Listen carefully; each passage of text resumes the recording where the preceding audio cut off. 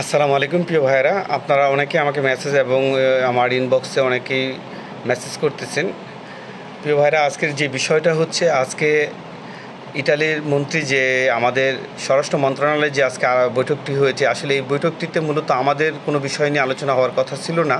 কারণ স্বরাষ্ট্র মন্ত্রণালয় থেকে তাদের অবৈধ পথে যে সকল লোক ইটালিতে যায়, যাতে এটা বন্ধ করার জন্য তারা একটি চুক্তির জন্য এসেছে।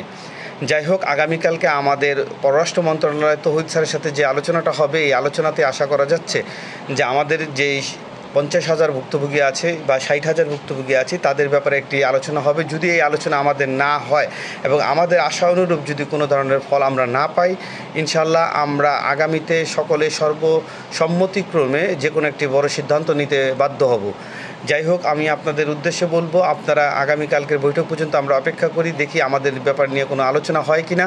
যদি আলোচনা হয়, অবশ্যই আমরা এটা সাধুবাদ জানাবো। আর যদি আমাদের বিষয় নিয়ে কোনো কিছু আলোচনা না হয় এবং আগামী 1 মাসের মধ্যে যদি আমাদের কোনো ভালো ফলাফল আমরা না পাই, 2023 এবং 23 ডিসেম্বরের যারা আমরা কাগজ জমা দিয়ে বসে আছি এবং 24-এর স্ক্যান কপি যারা দিয়ে বসে আছে, এখন যারা অ্যাপয়েন্টমেন্ট পায়নি, সকল ভুক্তভোগীরা মিলে ইনশাল্লাহ আমরা একটি বড় ধরনের পদক্ষেপ গ্রহণ করব। কারণ আমরা এরকম দীর্ঘ 2 বছর যাবৎ আমরা বিপদগ্রস্ত হয়ে আছি। এই ব্যাপারে আসলে মন্ত্রণালয় কোনো ধরনের পদক্ষেপ নিচ্ছে না।